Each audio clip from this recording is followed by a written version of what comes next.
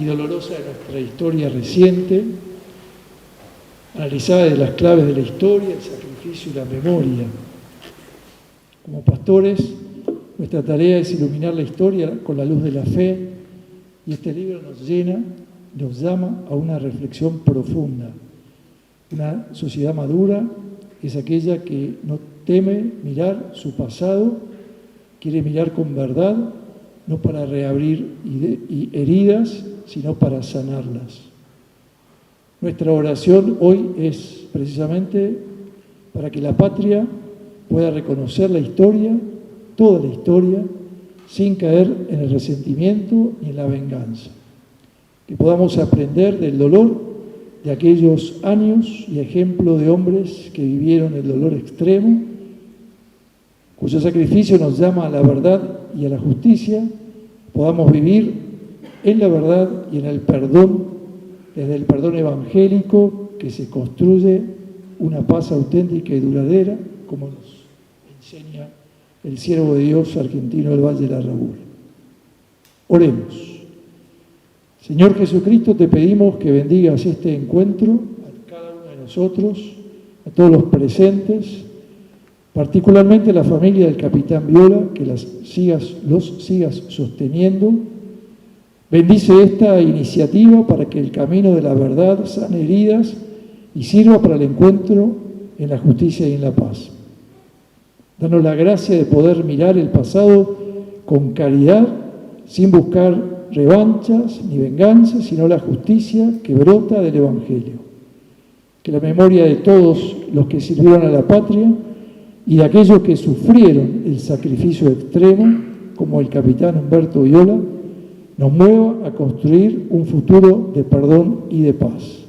Y que la bendición de Dios Todopoderoso, del Padre, del Hijo y del Espíritu Santo descienda sobre cada uno y permanezca para siempre. Se acercaban las autoridades del círculo a preguntarme cuando estábamos por empezar el acto si teníamos locutor.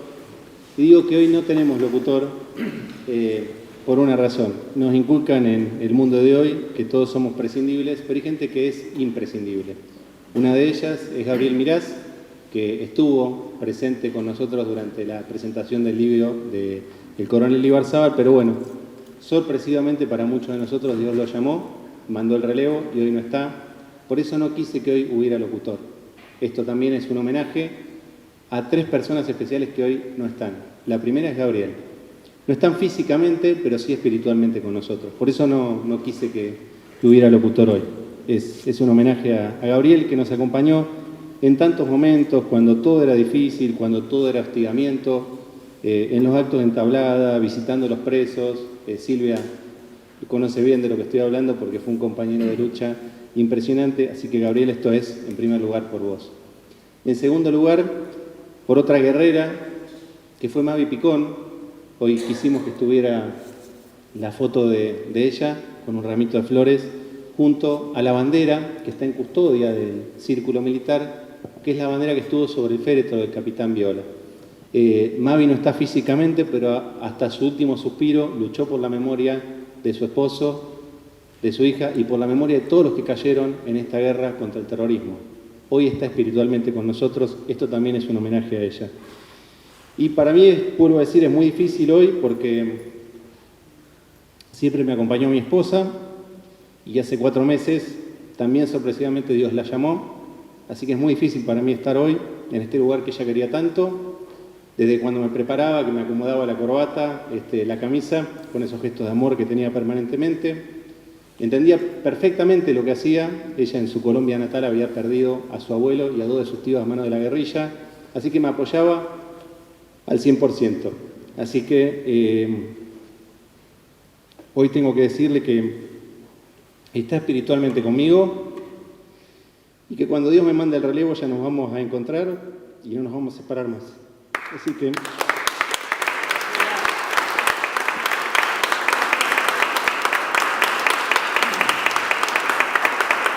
Mi colombiana hermosa, va por vos esto. Bueno, quiero darle la palabra en primer lugar. Bueno, esto es contar la historia de la familia Viola, que fue una de las que tanto padeció la demencia del terrorismo en la Argentina.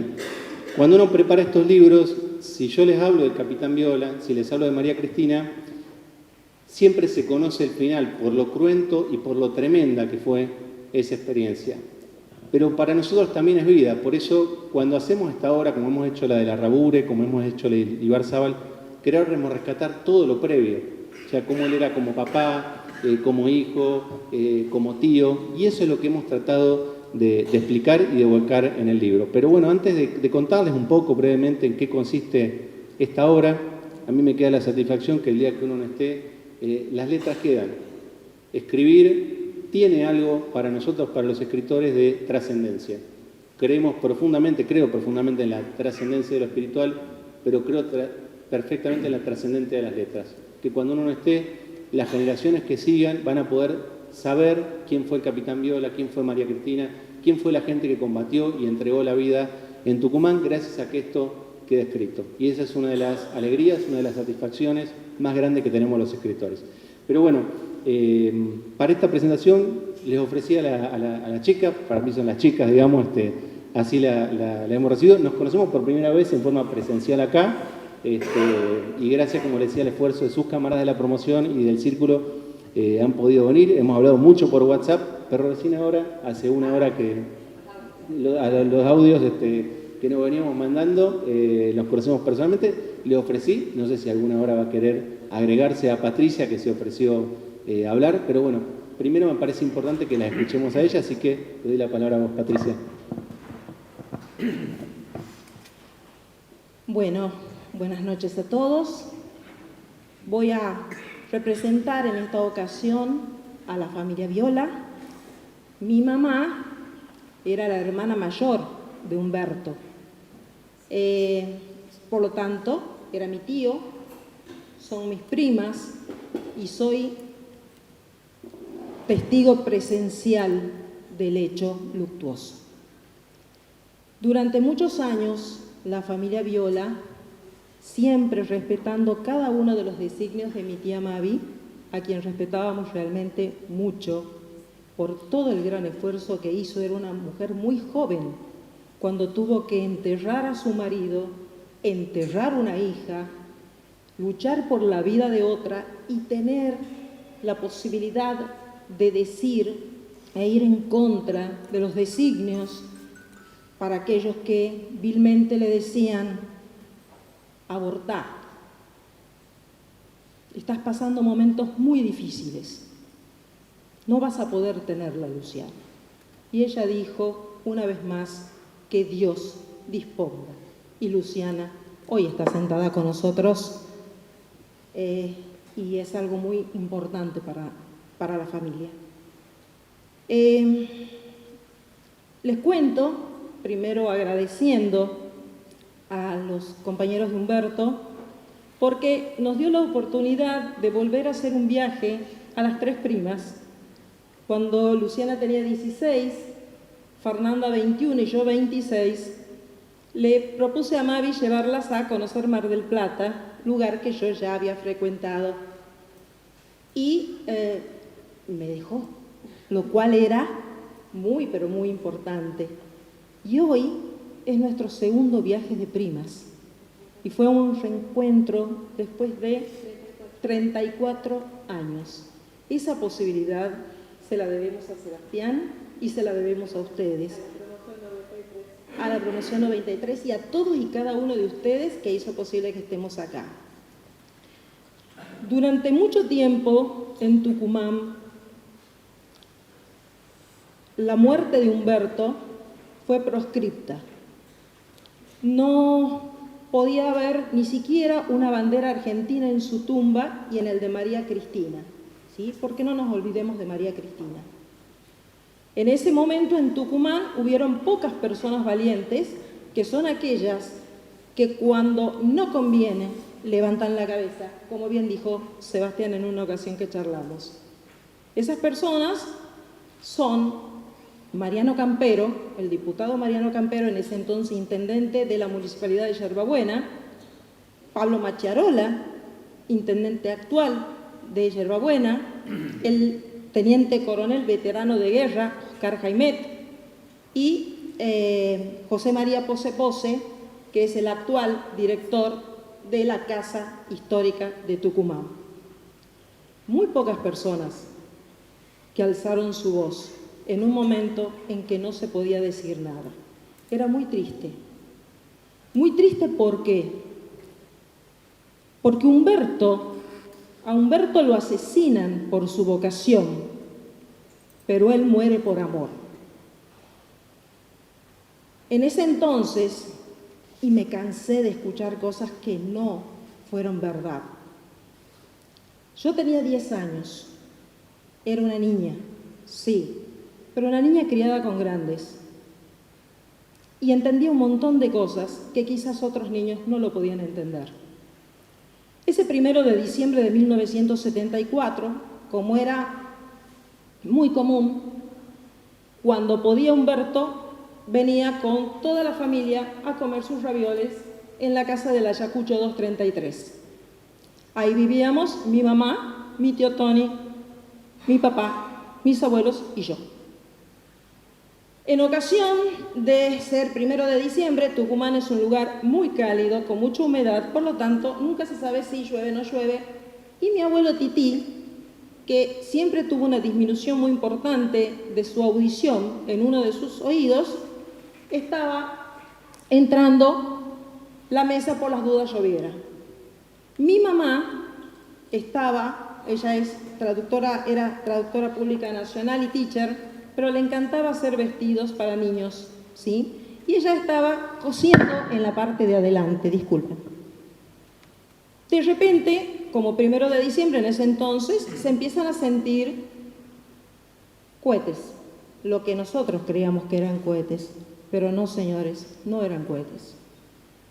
En un momento mi mamá, que estaba muy cerca, dijo: son balas, son tiros.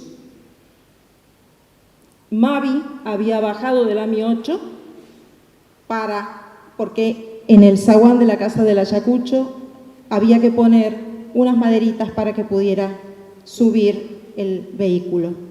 Ella bajó con su panza de 5 meses, tocó el timbre y en ese momento comenzó la balacera. Los venían siguiendo, ellos venían de misa. Todos corrieron, menos mi abuelo, porque él no pudo escuchar bien. Mi mamá salió a la puerta, estaba mi tía Mavi que gritaba luctuosamente, era un grito desgarrador.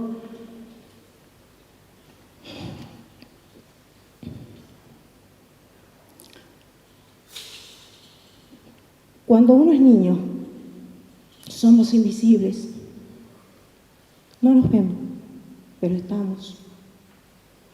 Tengan siempre presente eso.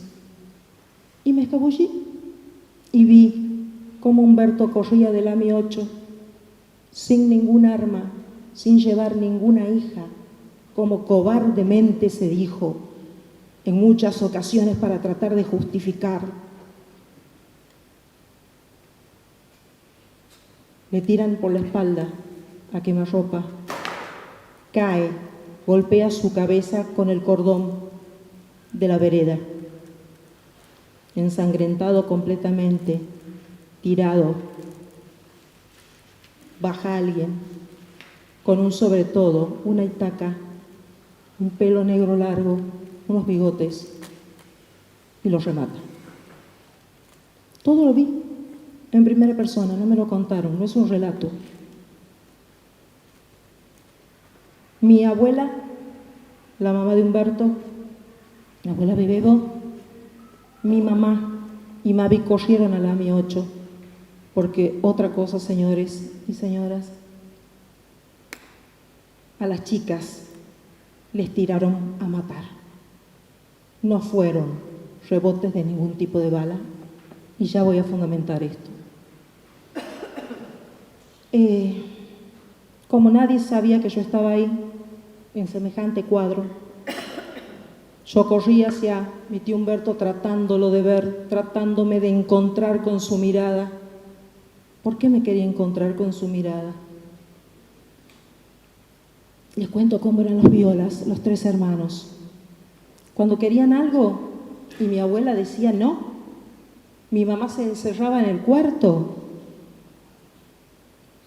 y despotricaba. Mi tío Tony se iba sin permiso. Y mi tío Humberto, el salamero, el simpático, el comprador. Mamita querida, por favor, déjame. Y a él le daban permiso. Mi tío era eso, era alegría. Sé dónde trabajaba, sé las responsabilidades que tenía, pero nunca estuvo enojado, nunca estuvo triste. Siempre era alegría, igual que María Cristina, Quiquica, nuestra Quiquica. Cuando sacan los cuerpos del auto, ahí vi por primera vez cómo los ojos de la vida se enfrentan a la realidad de la muerte. Y eso antes de correr a haberlo metido. Cuando la sacaron a María Cristina, su cabeza pendía y colgaba de una manera muy, pero muy significativa. Ya no había columna, señores. Ya no había columna ahí. La sacaron a María Fernanda y corrieron raudamente con un vecino a tratar de ver qué se podía hacer. Mientras tanto, mi abuelo Tití fue hacia su hijo, llorando desgarradoramente. Decía, mi hijo no, pero no lo decía con mi voz, lo decía con gritos desgarradores de un hombre llorando, que es una de las peores cosas que pueden pasar, sentir a un hombre llorar de manera desgarradora. Todo eso vivimos, todo eso lo vimos, todo eso pasamos. Nadie sabía que yo estaba mirándolo a Humberto, tratando de buscar esa mirada. Nadie. Hasta que una vecina me agarró y me llevó a la casa. Esa misma vecina despertó a mi tío Tony, que estudiaba medicina y estaba durmiendo porque estudiaba de noche, y le dijo, mataron a su hermano. Esa manera de despertar un domingo. El AMI 8 fue dejado en custodia en el zaguán de la casa del Ayacucho 233. Y yo, muy curiosa, lo revisé completamente.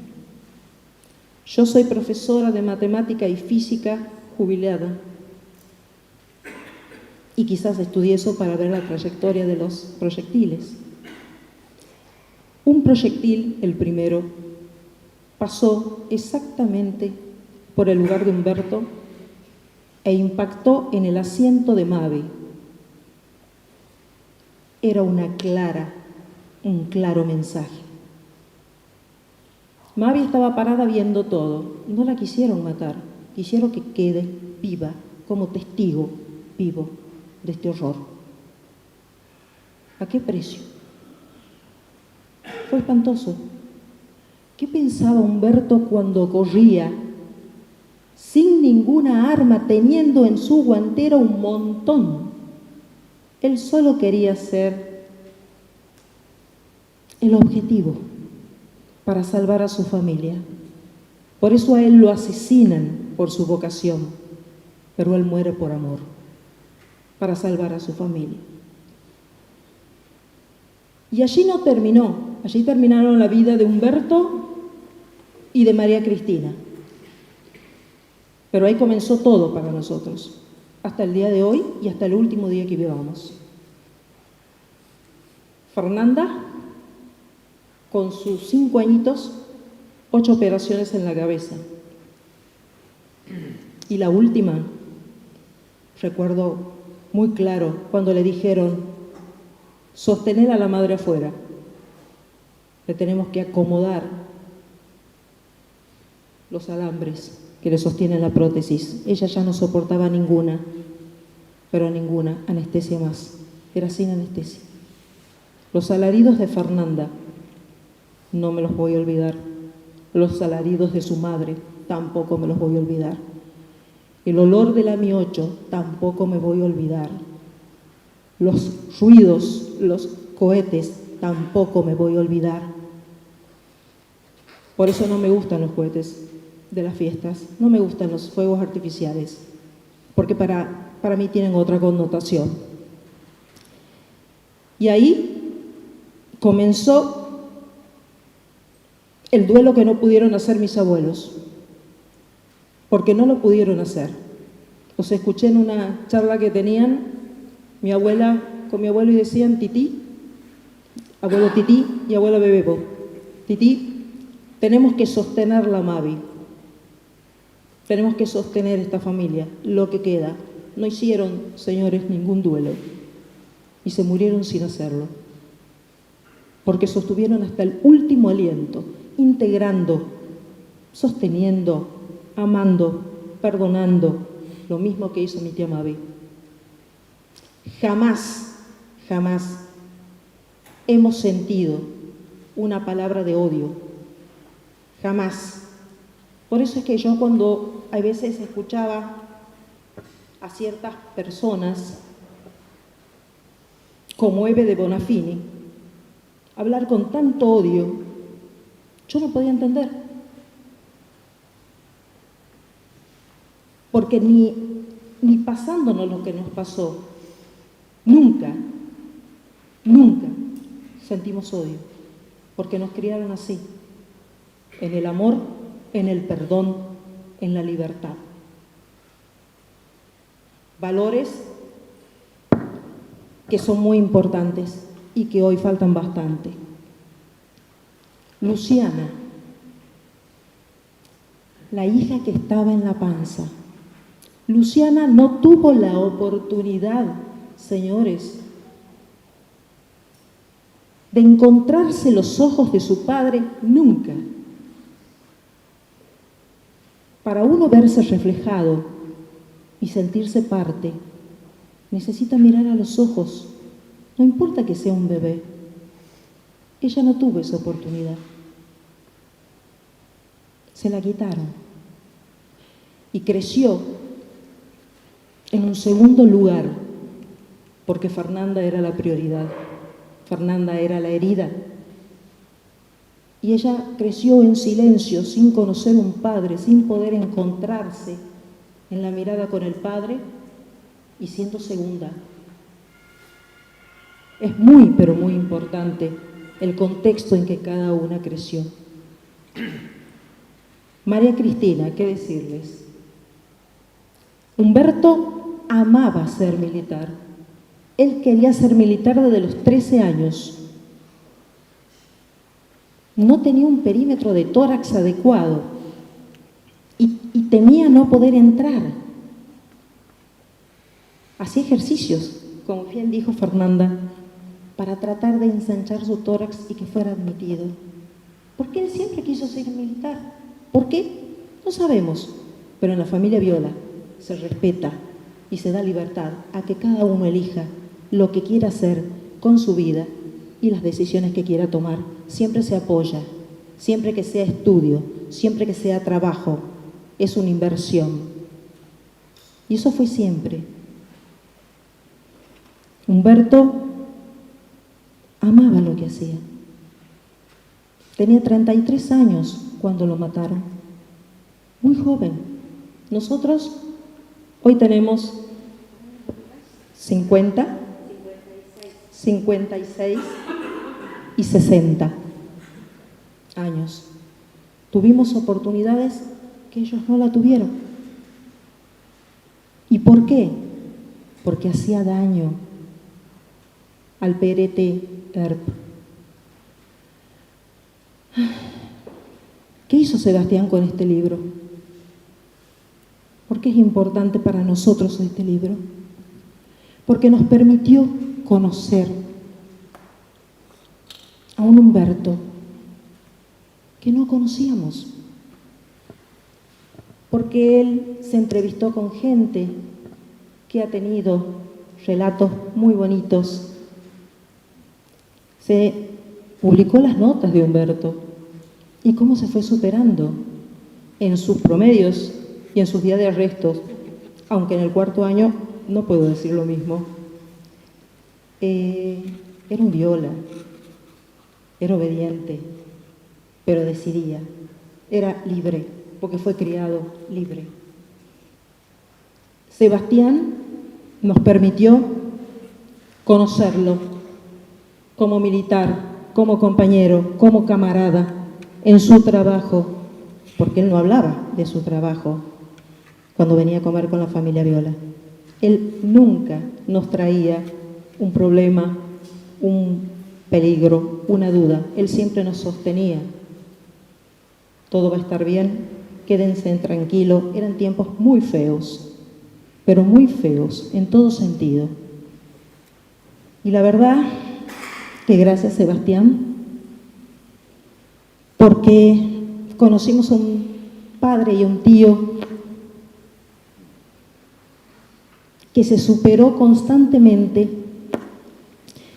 que la hija de Luciana dijo,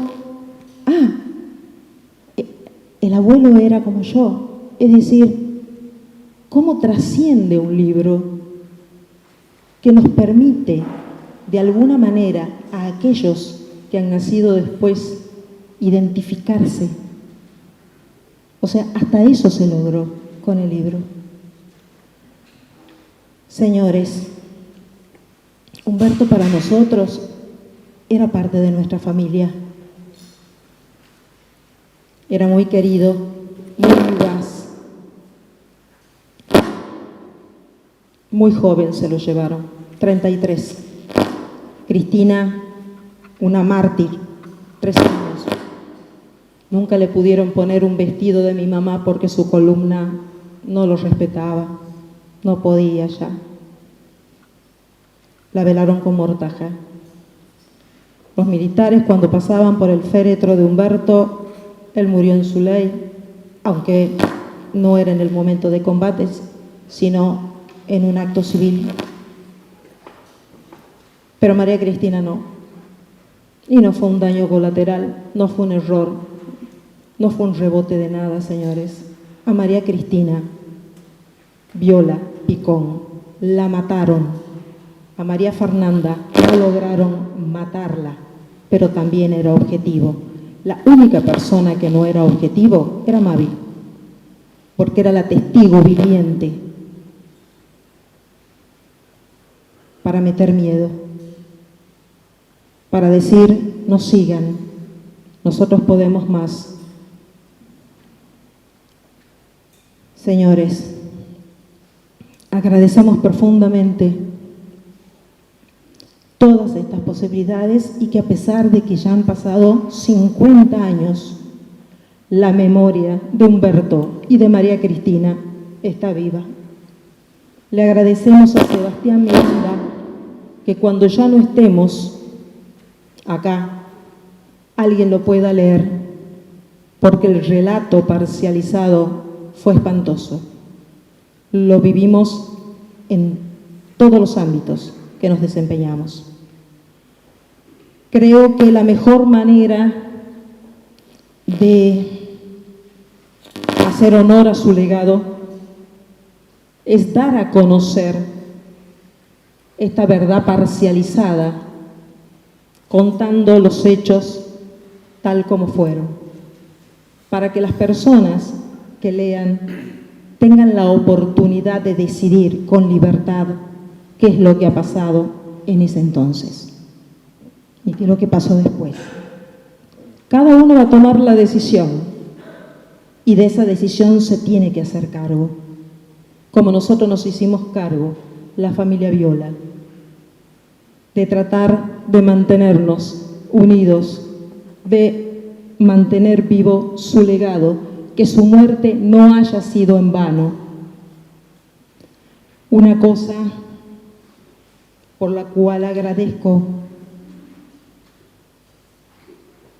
que mi tía Mavi no haya leído el libro es porque el ser humano necesita una razón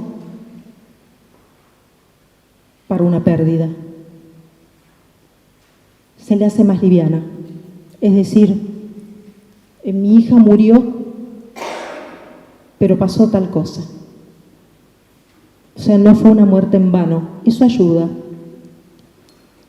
Y mi abuelo le dijo, y los primeros de diciembre, nosotros hablábamos con la tía muy largo y ella decía, desde las 0 horas de cada 1 de diciembre, toda la vida, ella siempre se acordó. Pero desde las 0 horas de cada diciembre me decía, Pato, yo sufro de una manera desmedida. Y concluye ese sufrimiento espantoso a las 0 horas. Es como que no puedo dejar de revivir, porque, señores, todos los que hemos sido testigos de algo, tenemos nuestro precio que pagar.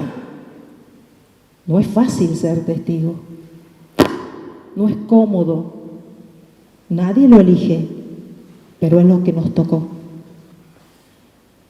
Y decíamos, bueno, María Cristina falleció, pero el ERP, con la muerte de María Cristina, porque teóricamente no tocaban a la familia, hizo una división dentro del ERP que los debilitó un poco. Pero no era así. Eso ella la dejaba un poco tranquila. Es como que le daba un sentido a la muerte de María Cristina. Entonces, cuando Sebastián nos cuenta con decoraciones que se dieron en el monte,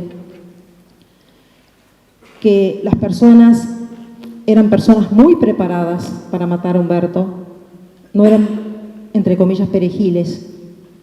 Ahí nos dimos cuenta y corroboramos su tesis con la nuestra. María Cristina, sí o sí, igual que María Fernanda, eran blancos. Todo lo que había dentro del vehículo eran blancos, ¿sí? Así que bueno, yo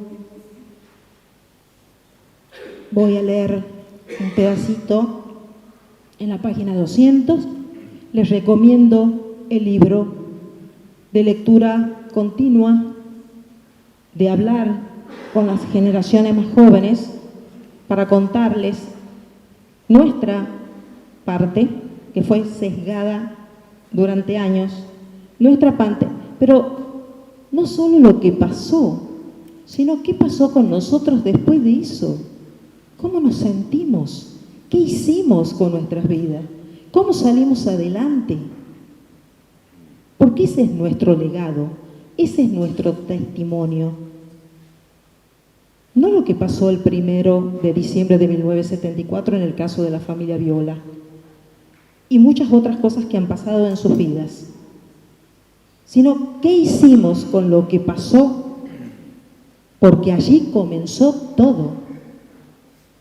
¿Dónde estamos hoy? ¿Cuál es nuestro aporte? ¿Qué podemos, con el ejemplo, dejar como legado? Y tenemos que preparar a las nuevas generaciones, porque las nuevas generaciones, al no tener testigos, se llenan de relatos. Y en eso los gobiernos anteriores han sido especialistas, y lo son. Entonces hay que hacer un trabajo que consiste en contar toda la verdad de cada una de las familias, de cada uno de los hechos, con la ayuda de historiadores como Sebastián, que nos hace más fácil la tarea, y que ellos puedan tener la oportunidad de acceder no solo a relatos, sino a hechos, y que con la libertad que los hayan criado tomen sus propias decisiones. Voy a leer. No necesito más.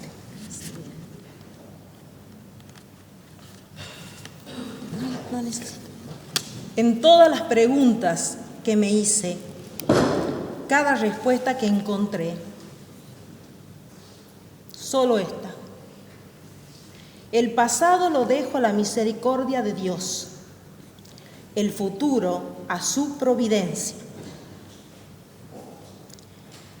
Solo nos queda el presente para que con la bendición de Dios podamos difundir la verdad y memoria completa, para que las nuevas generaciones encuentren en el diálogo el respeto con el que piensa distinto, el servicio y el amor, el único camino para zanjar diferencias. Mi tío Humberto nos dejó 2 palabras, nos legó 2 palabras, vocación y amor. Quiquica nos dejó solo amor. De esta manera intentamos honrarlo y siempre estarán en nuestra memoria.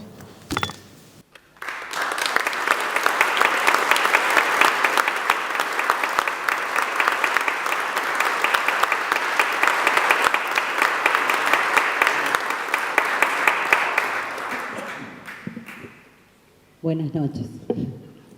Bueno, cortito, habíamos acordado darle la palabra a Patricia, que hable por nosotros. Para los que no me conocen, mi nombre es Luciana Viola, soy la llamada de la panza, la que al no estar presente muchas veces ha sido invisibilizada y se me acusó de ser invisible. Yo estaba pensando en esto de la memoria. Hay una frase que me gusta muchísimo, que dice que si nos espera el olvido, tratemos de no merecerlo. Yo me llamo así porque Fernanda no veía. Iba a ser Humberto o Florencia si nacía viva. Había muchas dudas.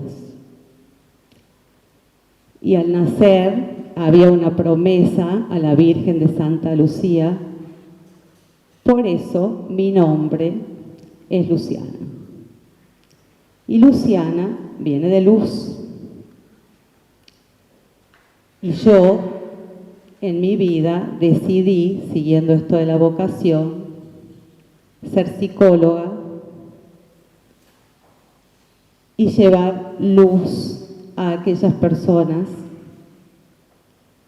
y trabajar con esas personas que parecen perderla. Desde que escucho a Patricia, el libro, a partir del libro que charlamos, hablar tanto de la vocación de mi papá, me parece que no lo conocí físicamente, o no lo miré a los ojos, pero tenemos almas muy parejas. Estoy totalmente enamorada de lo que hago. Paso tantas horas en el consultorio que por ahí no tengo mucho tiempo para otras cosas. Pero no me voy a disculpar por eso. Agradezco muchísimo a Sebastián, porque el libro apareció en un momento donde quizás yo también necesitaba volver a leer algunas cosas para no sentirme perdida. Porque la historia a veces nos marea tanto que nos sentimos perdidos.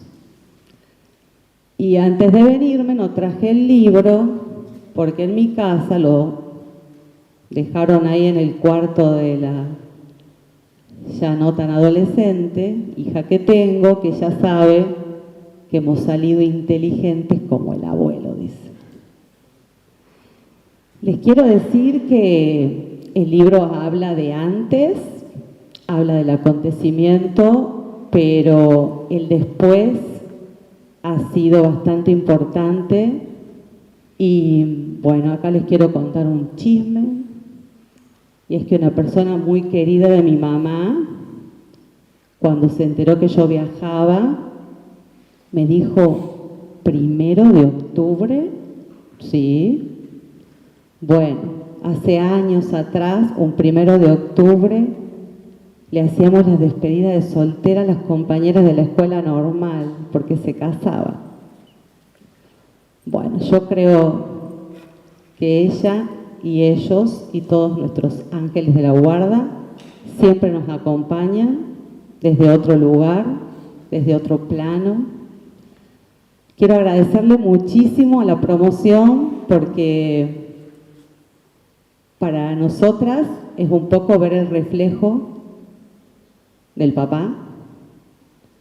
Bueno, al círculo, a todos los que han hecho posible que estemos hoy acá. Y a Sebastián sobre todo por escucharnos, por bancarnos y sobre todo en lo personal por integrarnos. ¿Sí? Por integrarnos. A veces, aunque no todo esté puesto sobre la mesa, la historia tiene un montón de aristas. Así que yo, agradecida totalmente que hoy nuestros hijos están hablando del abuelo, mis amigas quieren saber del libro, a ver quién era el papá de la compañera y los pacientes de la psicóloga. Así que celebro, sí, que si en algún momento nos espere el olvido, no lo merezcamos y haya estas letras que nos trasciendan. Muchísimas gracias a todos. No sé cómo se llama la señora que dijo, no sé si está, que dijo, no sé, ya si tengo algo para decir y se emocionó contando algo. La señora que se acercó a saludarnos, que estuvo destinada con mi mamá y mi papá en Villa Belgrano. Bueno, y nada, se emocionó y nada, de eso se trata, creo, con lo que nos vamos colmadas también, de que choquen las almas. Muchísimas, muchísimas gracias por acompañarnos y la única manera de que estas cosas sigan adelante es por la memoria de ustedes y por haber empujado para ese lugar, ¿no? Dicen que dos personas que duermen juntas nunca piensan tan diferentes. No lo conocí a mi papá, pero mi mamá era grandiosa, era alegre. Era una mujer increíble, no tenía violencia, no tenía enojos, bueno, por ahí por alguna cosita que le sacábamos del placar. Pero vivimos en una familia hermosa, les quiero decir, hermosa. Y hoy somos quienes somos también por esa historia, por ese papá que no está, por esa hermana que no está y por esa mamá que supo inculcarnos todos los valores. Todos, absolutamente todos. Así que, bueno, hermoso también tenerla acá presente. Muchísimas gracias.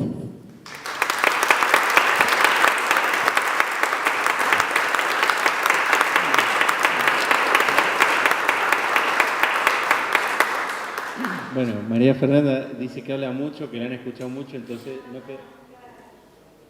Después igual se pueden acercar a charlar con ella o le vas a decir que no también ahí.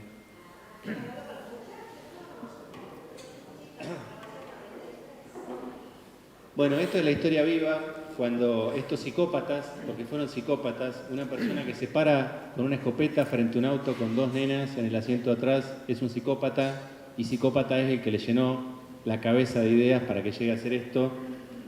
Cuando el RP hace el comunicado, dice el auto y sus objetivos. Como bien decía Patricia, no fue un error, no fue un daño colateral la muerte de María Cristina y las heridas a María Fernanda. Cuesta agregar algo a lo que dijo Patricia, que para mí fue muy importante el contacto con ustedes, y Patricia era la que guardaba más cositas de la familia, la van a ver con las nenas, con las primas a caballito en las fotos, porque uno de los juegos que hacen los integrantes de las organizaciones armadas es despersonalizar. Viola era un militar, era un asesino, era un represor, porque estaba en inteligencia, entonces buscan despersonalizar. Es un objetivo, es un blanco a batir, no es una persona. Entonces, en libros como el de Larrabur, el de Ibarzábal o el de Viola, lo que queremos mostrar es que era una persona. Y más allá de que todos conocemos la historia del Freire Cruento, tenemos que conocer cómo era él, cómo era como papá, cómo era como hermano, cómo era como hijo. Esto es lo que tenemos que rescatar, porque si no se convierte en una historia de muerte.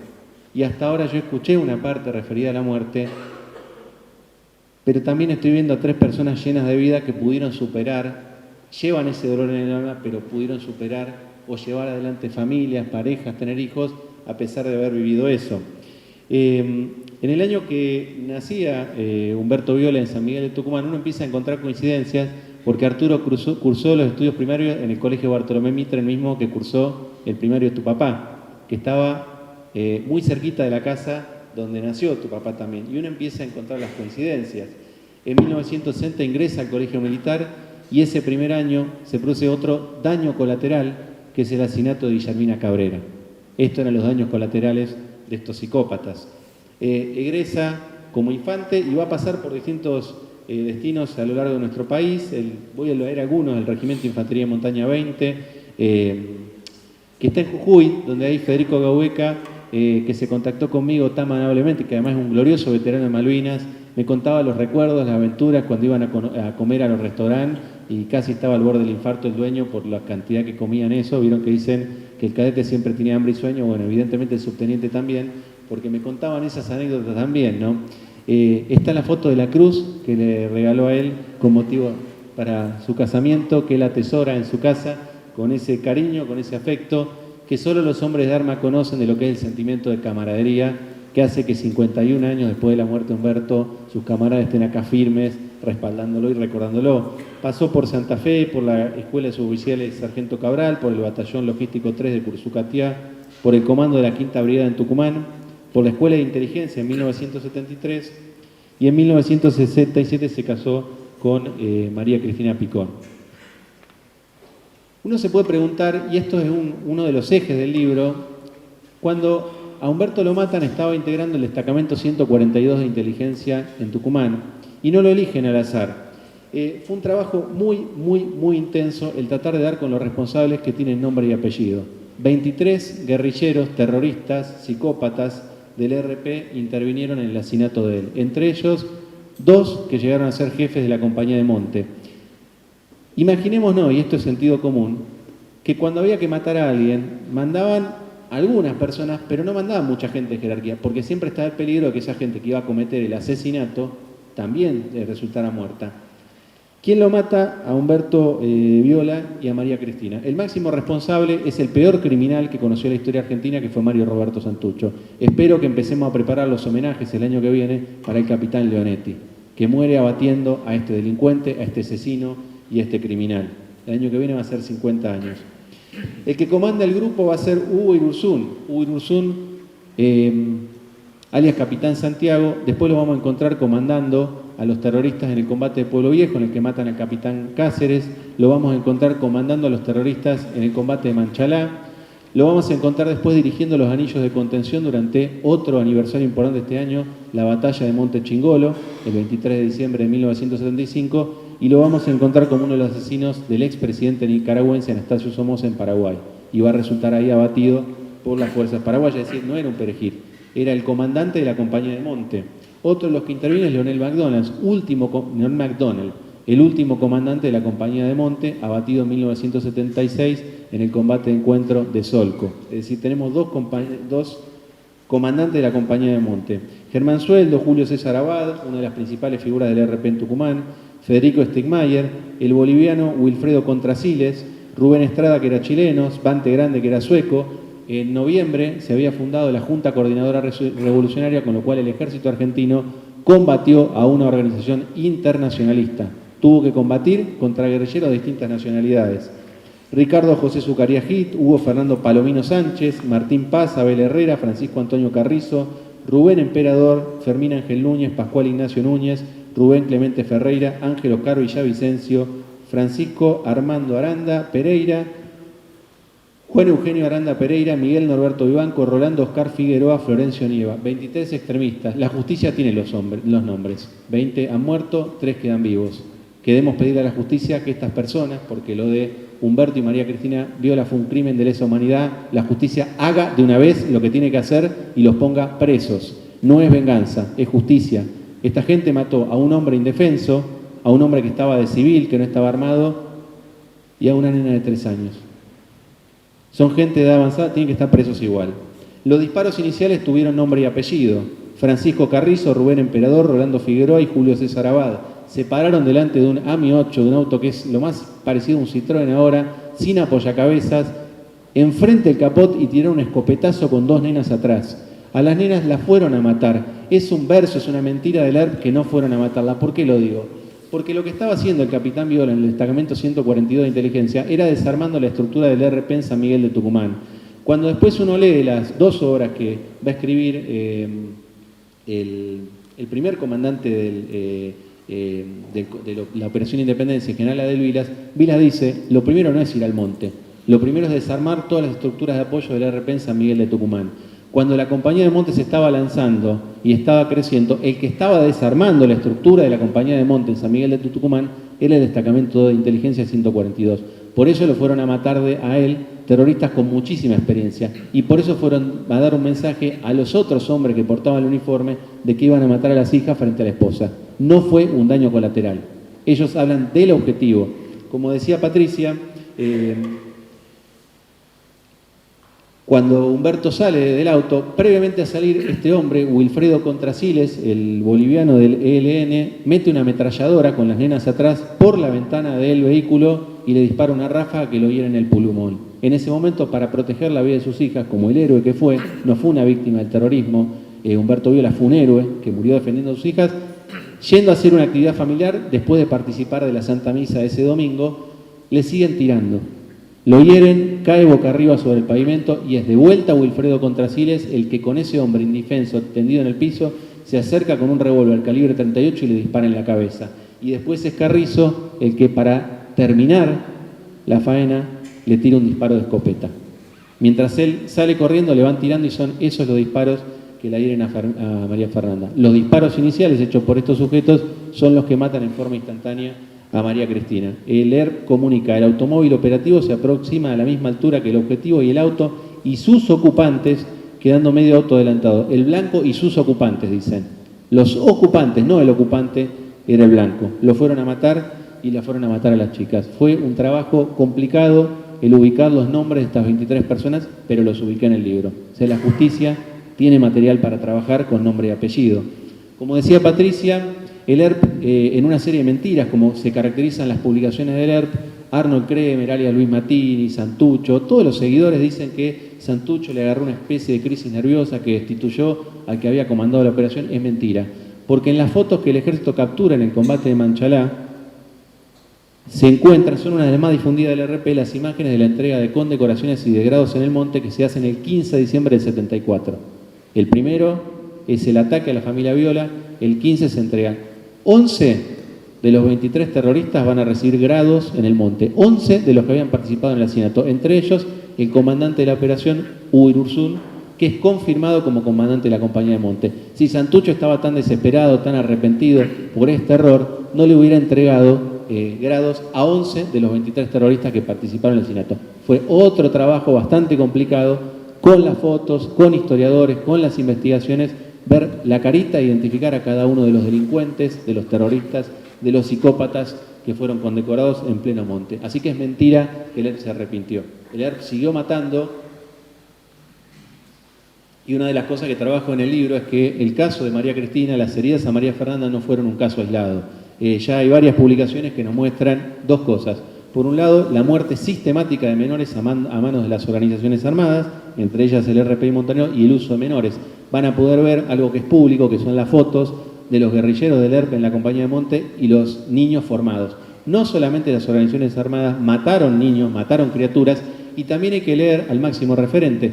En las cartas que enviaban desde ese infierno que eran las cárceles del pueblo, que recibió la familia Ibarzábal, la familia Larraure, la imagen de fondo era del Che Guevara. Cuando uno se toma el trabajo de leer los escritos del Che Guevara, dice, hay que ir por el enemigo y hay que buscarlos, hay que atacarlos en todos los frentes, incluso con sus familias.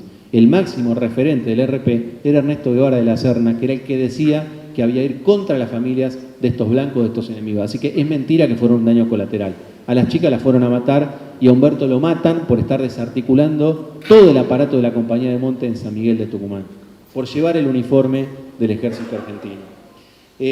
Esto lo trabajamos y por eso consideramos, también auxiliados por el trabajo tan valioso que hizo el doctor Palacín, refiriéndose al asesinato de Argentino del Valle de Larraure como un crimen de lesa humanidad. El gobierno ahora ha promovido también la causa del crimen de Humberto Viola y de María Cristina como de lesa humanidad. está perfectamente explicado por qué es un crimen de guerra y por qué es un crimen de lesa humanidad el caso de Viola. Otra cosa que cuestiono abiertamente es casos que son realmente, hay que hacer perdón, me empiezo a enojar yo, que no pueden ser tan burdos de parte de la justicia. Rubén Emperador, alias el Queso, alias Raimundo, que admite su participación en el crimen, dice con lúcigos detalles en las entrevistas que le hizo Gonzalo Getzelteris para una obra en la cual entrevistó a varios de los guerrilleros, cómo él era oficial de la semana, el tipo de armamento que utilizaban, las prácticas que hacían, los ejercicios, todo el despliegue de la Compañía de Monte. Cuando le toca, y esto es de acceso público, lo pueden ver en internet, testimoniar en los juicios por la Operación Independencia, él dice que iba al monte a hacer gimnasia y que no sabía bien lo que hacía.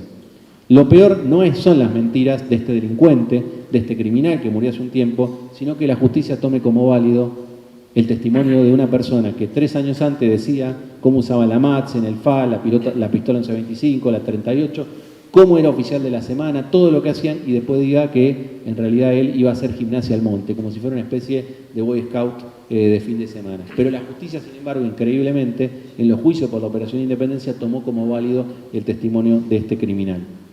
El capitán Viola no fue una víctima del terrorismo, fue un héroe. Lo matan por portar el uniforme, lo matan por estar desarticulando el aparato del ERP en San Miguel de Tucumán. Lo matan porque, como decía Patricia, cuando empiezan los disparos, sale del auto para evitar que sigan tirándole a sus hijas. Víctima fue María Cristina, víctima fue su familia. Él, hay que llamarlo con todas las letras, es un héroe de la patria. El ataque fue provocado por cuadros fogueados, como mataron a su compañero de promoción, al cual hoy homenajeamos también, al capitán Miguel Alberto Keller, compañero de promoción de Humberto, asesinado a traición en el tiro federal. También a él lo reconocemos y a él, a su familia.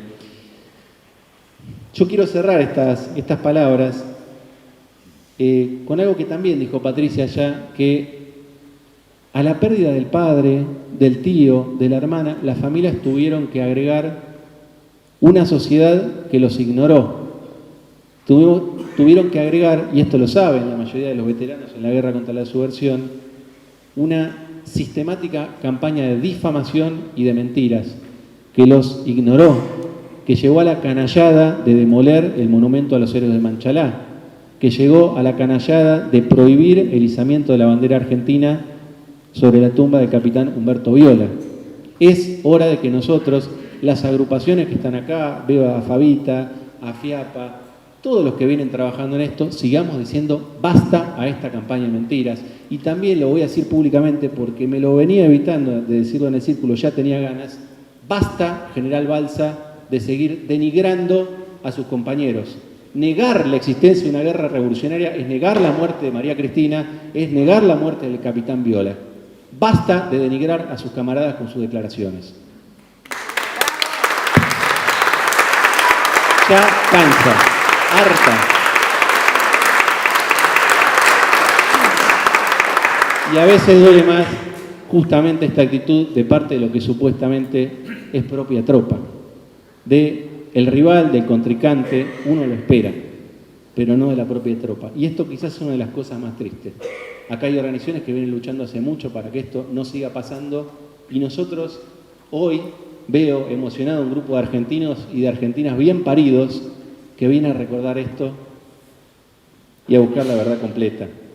Perdonemos, el modelo sin duda nos está marcando el camino, el siervo de Dios, Argentina del Valle de la Raure. Tenemos que perdonar, es imposible que la sociedad siga caminando si no hay perdón, pero el perdón puede hacerse sobre la base solamente de la memoria completa. No se puede edificar el perdón sobre la mentira. Hoy estamos para homenajear al capitán Viola, a María Cristina, al capitán Keller, pero y sobre todo, queridas chicas, estamos para homenajearlas a ustedes. Se nos llena a todos el corazón de alegría. No les puedo explicar la cantidad de expresiones de amor, de afecto que me fue transmitiendo la gente cuando les decía que venían ustedes, la cantidad de gente que decía qué podemos hacer por ella, cómo nos podemos acercar, qué es lo que necesitas. Se nos llega el corazón por poder compartir este momento con sus compañeros de promoción y con ustedes. Y para nosotros ustedes son un ejemplo. Cristo en la cruz fue torturado, fue humillado, sufrió y murió. Pero todo eso tuvo sentido por la resurrección. Ustedes, para nosotros, son esperanza, son vida, porque fueron capaces de transformar esta experiencia de muerte, de sufrimiento y de dolor en vida, en resurrección, en esperanza. Eso nos llena de alegría, nos llena de orgullo y les admiramos muchísimo. Gracias, gracias, gracias.